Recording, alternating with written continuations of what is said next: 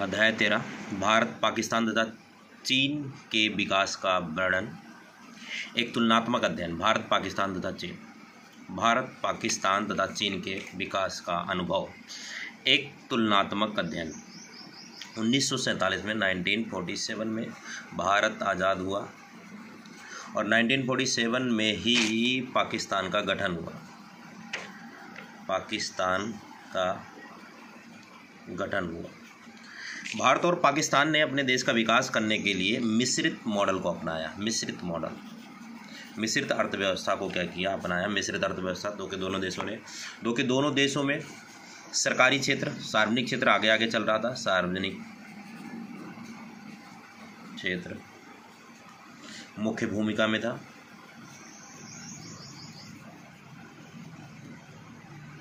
और निजी क्षेत्र द्वितीयक भूमिका में था। निजी क्षेत्र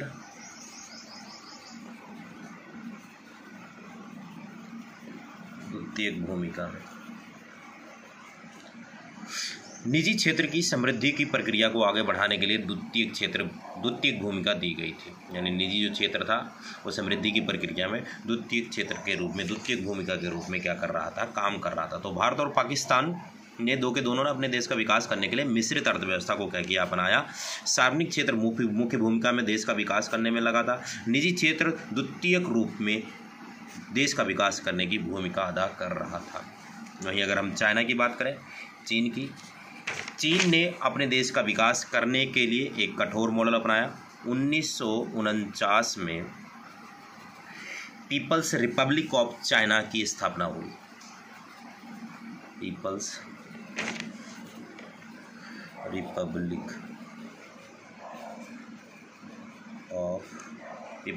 ऑफ चाइना की स्थापना हुई। पीपल्स रिपब्लिक ऑफ चाइना की स्थापना हुई। इसके तहत संसाधन, देश के अंदर जितने भी संसाधन थे, सारे संसाधनों पर राज्य का स्वामित्व हुआ। जितने भी देश के अंदर संसाधन थे, सारे संसाधनों पर राज्य का स्वामित्व हो गया।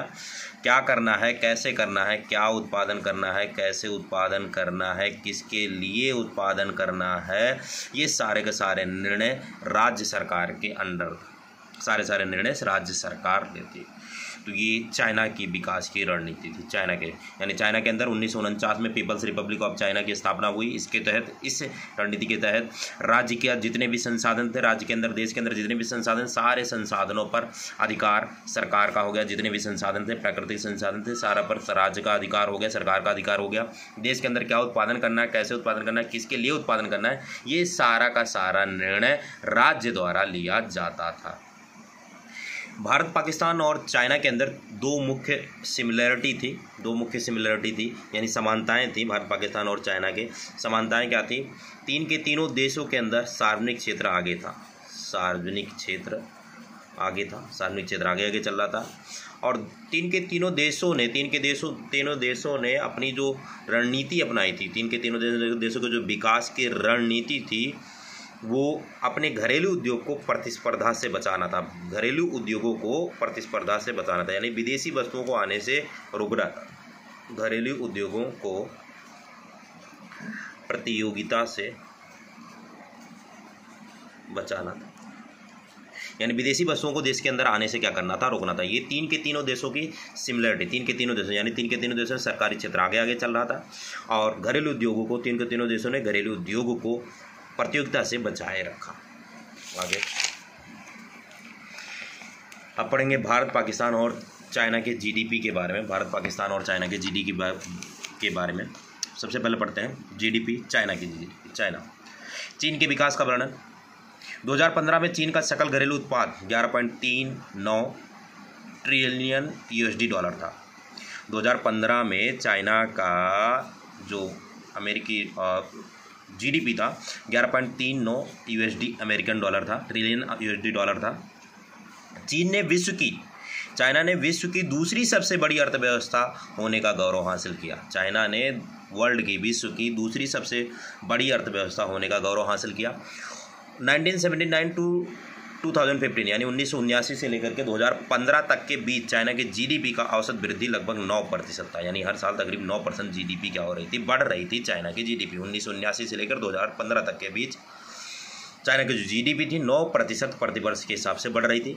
1984 में चाइना की जीडीपी अपने चरम सीमा पर थी, यानी 15.2% सबसे अधिक 15.2% सबसे अधिक आकलित की गई। फिर उसके बाद 1990 में चाइना की जीडीपी अपने न्यूनतम स्तर पर थी, 4% पर थी। चाइना की जीडीपी अपने न्यूनतम स्तर पर थी। चीन की जीडीपी में वृद्धि होने के कारण क्या थे? चीन की जीडीपी में वृद्धि होने के कारण क्या थे?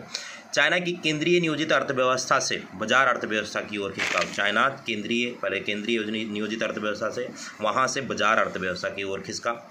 चाइना में निर्यात संबंधित घरेलू उत्पादन पर ध्यान केंद्रित किया गया, यानी अधिक से अधिक निर्यात पर ध्यान केंद्रित किया गया।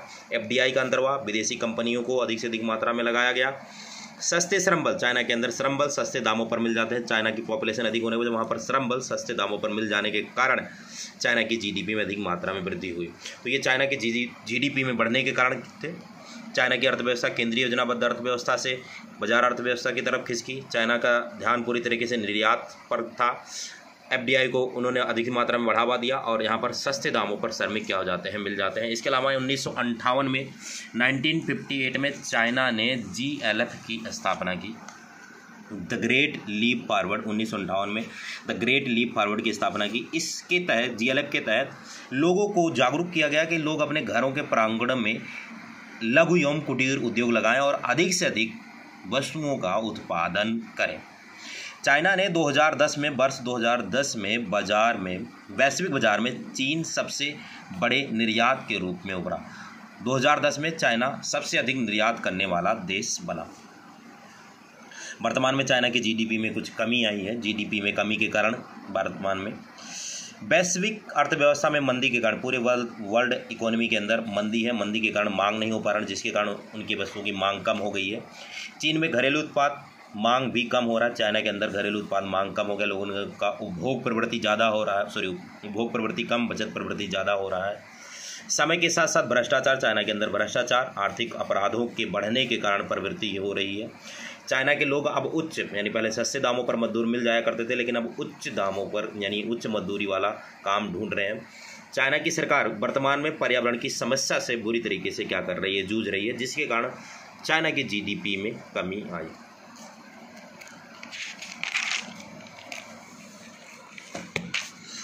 आगे बढ़ते हैं। भारत के विकास का वर्णन। भारत की जीडीपी वर्ष 2016 में भारत की जीडीपी 2.251 ट्रिलियन अमेरिकी डॉलर आकलित किया गया। यानी 2016 में भारत की जो जीडीपी 2.251 ट्रिलियन अमेरिकी डॉलर आकलित किया गया। 1951 से लेकर के 2016 के बीच भारत की औसत जीडीपी तकरीब हर साल 5.83% रही। भारत में जीडीपी में भारी वृद्धि हुई वह वर्ष जब नई आर्थिक नीति आरंभ की गई। नई आर्थिक नीति 1991 में नई आर्थिक नीति अपनाई गई, उसके कारण भारत में जीडीपी में भारी वृद्धि हुई। भारत में जीडीपी बढ़ने के कारण निजीकरण, ये 1991 में निजीकरण, उदारीकरण और आयात प्रतिस्थापन की तुलना में निर्यात प्रोत्साहन पर अधिक बल दिया गया। घरेलू निवेश की तुलना में एफडीआई को बढ़ावा दिया गया, यानी घरेलू निवेश की तुलना में एफडीआई को बढ़ावा दिया गया, जिसके कारण जीडीपी में वृद्धि हुई। यानी निजीकरण करने से निजीकरण, उदारीकरण और आयात प्रतिस्थापन की तुलना में निर्यात प्रोत्साहन पर अधिक बल दिया गया। घरेलू निवेश की तुलना में एफडीआई को बढ़ावा दिया गया, विदेशी प्रत्यक्ष निवेश को बढ़ावा दिया गया, जिसके कारण भारत की जीडीपी में वृद्धि हुई। वर्तमान के कुछ वर्षों में भारत की जीडीपी क्या हो रही है, घट रही है। घटने के कारण क्या है, मुद्रास्फीति, यानी कीमतें लगातार क्या होती जा रही हैं, बढ़ती जा रही है। मुद्रास्फीति की उच्च दर, जिस कारण से ब्याज दर बढ़ गया है तथा निवेश का स्तर क्या हो गया है, कम हो गया। राजनीतिक अस्थिरता, आए दिन सरकार बदलती रहती है। लगातार हो रहे घोटाले, भ्रष्टाचार के कारण जीडीपी गिर रही है। भारतीय अर्थव्यवस्था की खराब रेटिंग, भारतीय अर्थव्यवस्था की रेटिंग विश्व अर्थव्यवस्था के सामने भारतीय अर्थव्यवस्था की रेटिंग खराब हो गई, जिसके कारण भारत की जीडीपी के स्तर में कमी आ रही। पाकिस्तान के विकास का वर्णन। पाकिस्तान 2016 में पाकिस्तान की जीडीपी 271.1 बिलियन अमेरिकी डॉलर थी। 1960 से लेकर 2016 के बीच में पाकिस्तान की औसत जीडीपी तकरीब 4.14% प्रतिवर्ष दर्ज की गई। जीडीपी के बढ़ने के पाकिस्तान के जीडीपी के बढ़ने के कारण क्या थे? 1980 के दशक के मध्य से पाकिस्तान का जीडीपी में वृद्धि बहुत तेज़ी से हुई। क्यों हुई? एफडीआई को बढ़ावा दिया गया, निजीकरण लिया गया। पाकिस्तान में भी आर्थिक सुधार हुआ, जैसे भारत के अंदर आर्थिक सुधार हुआ था, ठीक उसी तरह पाकिस्तान में भी आर्थिक सुधार हुआ, जिसके कारण पाकिस्तान की जीडीपी क्या हुई? बढ़ी।